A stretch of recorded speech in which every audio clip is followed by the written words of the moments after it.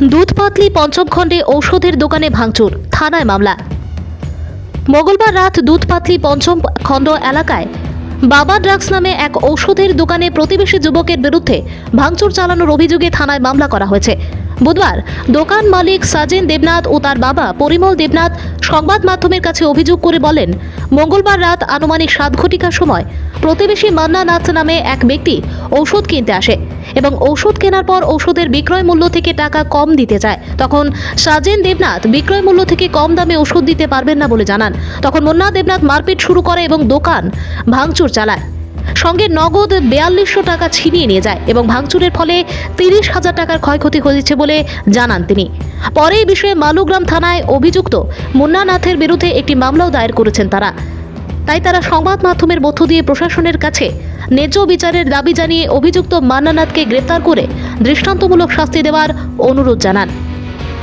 পুনাঘাট দুধপাতল ব্রিজের সামনে আমার ছেলের মেডিসিনের দোকান আসলো, মেডিসিনের হোলসেলের দোকান, ছোটোখাটো দোকান। আমি তারা পুঁজি দিতাম পারছি না, কোনো মতো পয়সা আমি লাইটেরও ব্যবস্থা করে দিতাম পারছি না। হঠাৎ করে একজন নেশা করে আমরা গ্রামের মান্না নাথ, বাবা আপনার ডাকনা হইল গিয়া সোনা নাথ, তারে খুব উশৃঙ্খল আরম্ভ করছে। উশৃঙ্খল আরম্ভ করার পরে হে আমার কাছে যোগাযোগ করছে। আমি আসলাম তখন এই মেরপুর জীবনজ্যোতি হাসপাতালে আসলাম। তখন ইয়েত আসলাম আমি ছয়তলা ফ্ল্যাটও। তখন আমি তারে কইছি যে আমার ছেলেটা কইছি তার কাছে মোবাইলটা দিয়ে আমি একটু তার লগে কথা কই। আমি তারে ফোন করিয়া কইছি যে তুমি ওষুধটা নিয়ে গিয়া ঠাকুর ডাকিয়া কইছি ওষুধটা নিয়ে গিয়া তুমি পয়সা দিও না, পয়সা লাগতো না। এত হোলসেলে বেছে, খুচরা সেলে বেচতে পারেন না, তার পারমিশন নাই। আর টুকটাক যদি জোরজবস্তি করে তখন দিতে লাগে আর কি, বেশি অসুবিধা হইলে। আর ওইটা যখনই সে দিতে আসলো না ওষুধটা মানে খুচরা, তখন তার লগে খুব উশৃঙ্খল আরম্ভ হচ্ছে। নামটা কি ছেলেটার নাম হইল মান্না নাথ। কোন জায়গার বাসা? বাসা হইল দুধপাতি এমবি স্কুলের সাইডে। আচ্ছা, তো এরপরে কি হয়েছে? পুলিশটা খবর দিছিলা নি?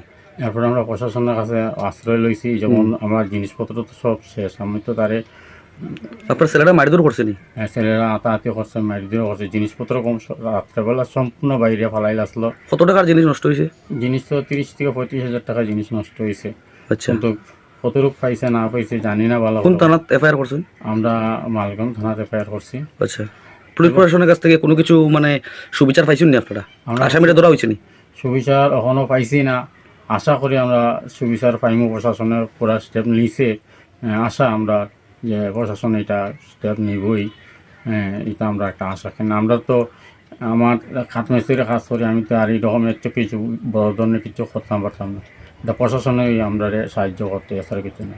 এবং তো আজকের থেকে আরও 6 মাস আগে আমার বড় ছেলে রেখে বাটালি ঢুকাই লিতে আসলাম। আমি বাধ্যমূলক আমি ওই ছেলেটা মান্না নাথ আমার একটা ছোটোখাটো ফার্নিচারের দোকান আছে, সেখান থেকে বাটালি লিয়ে তার পেটেটি ঢুকাইতে আসলাম। আমি ডরাই আমি ছেলেটারে এখন বর্তমানে আমি তার দিল্লি পাঠাই দিছি। আর আমার 7 ঘটিকার সময় আমার মেডিসিন দোকান হোলসেল, আমার দোকানে সেই ব্যক্তি আয় আবার পরে একটা মেডিসিন চায়। এই মেডিসিনের মূল্য 50 টাকা। তো আমি তারে কইছি যে এই মেডিসিনটা আমি নামটা কি? মান্না নাথ। আচ্ছা, সেই মেডিসিনটা আমি তারে কইছি যে আমি 40 টাকা দিতে পারবো। তো সেই ব্যক্তি আমার কয়, মান্না নাথে কয় যে এই মেডিসিন 20 টাকা দিয়ে আমার। আমি কইছি নাম দিতে পারবো না, আমার লস হইব। তারপরে সেই কথা কাটে হয়ে সে আমার মার ধাক্কা করে, আমার মেডিসিন সব উশৃঙ্খল করে, খুব দোকানপাট ভেঙে সেঙ্গে, মানে দোকানের জিনিসপত্র সব বাইরে ফেলাই দিছে। সব বাইরে ফেলাইছে। দোকানের মধ্যে সব আসলো, হাগিস আসলো বাইরে, সব সিরিয়া ফেলাইছে। তারপরে সেই ব্যক্তি আমার পকেটে আসলো 4,200 টাকা, এটাও সে নিয়ে যায়। তারপরে দোকান ভেঙে আমি মানে টাকা চিন্তাই করেছে 4,200 টাকা। এই মান্না নাথ ছেলেটা? মান্না নাথ। আচ্ছা, তো এখন প্রশাসনের কাছে কিতা বিচার চাই? প্রশাসনের কাছে এটা বিচার, ওনারা আমাদেরকে অল্প সাহায্য করবেন। আমার যে ক্ষতিকারক হয়েছে এটা আমার দেখবেন ওনারা। আর আসামিরে অ্যারেস্ট করার কিছু করছেনি না? অ্যারেস্ট করার দাবি জানাই দেয় প্রশাসনের কাছে এটাই আগ্রহ যেন অতি শীঘ্রই ওনাকে অ্যারেস্ট করার দাবি জানাই।